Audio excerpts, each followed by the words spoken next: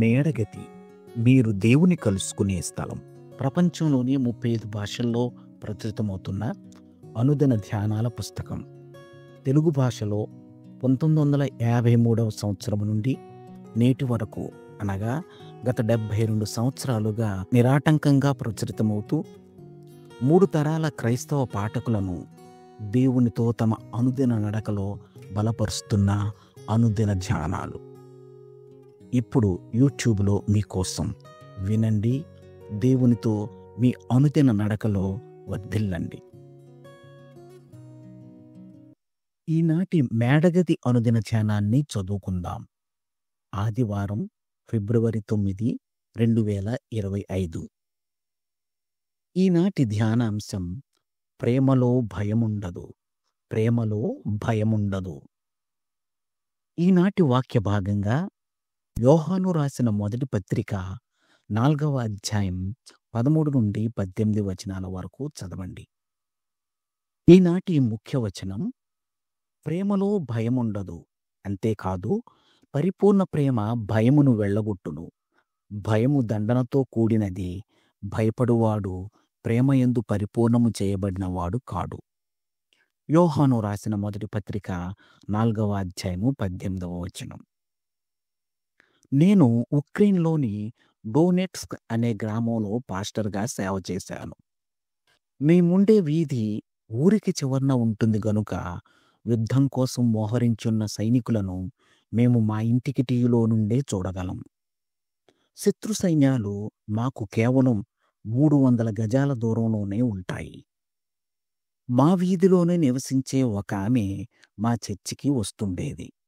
కానీ 2014లో యుద్ధం మొదలైన తర్వాత పరిస్థితులు మారిపోయాయి. మా గ్రామంపై శత్రువులు విస్తారంగా కాల్పులు జరిపారు. ప్రజలు భయకంపితులైపోయారు. ఆ స్త్రీ బాంబు ప్రేలుళ్ల శబ్దాలకు భీతి చెంది చివరికి గేటు తీసిన చిన్న శబ్దానికి కూడా వణికిపోయేది. ఆమె తన ఇంట్లో ఒక టేబుల్ క్రింద దాక్కుని బయటికి రావడానికి ఒప్పుకునేది కాదు. ఆమె ఇరుగు పొరుగు వారు ఎలాగైతేనేమి ఆమెను ఒప్పించి చర్చికి తీసుకురాగలిగారు. మేము ఆమె కోసం ప్రార్థించి దేవుని ప్రేమ గురించి ఆమెకు బోధించాము. కొద్ది రోజుల్లోనే ఆమె భయాన్ని వదిలి సంతోషంగా ఉంటూ చిరునవ్వు నవ్వడం మొదలుపెట్టింది. ఆమె జీవితంలో ఒక గొప్ప మార్పు వచ్చింది. ఇప్పుడు నా హృదయంలో సమాధానం ఉంది, ఎందుకంటే దేవుడు నన్ను ప్రేమిస్తున్నాడని నేను ఎరుగుదును. బాంబులు ప్రేలుతున్న సమయంలో కూడా నేను నా దేవుని స్తుతించగలను.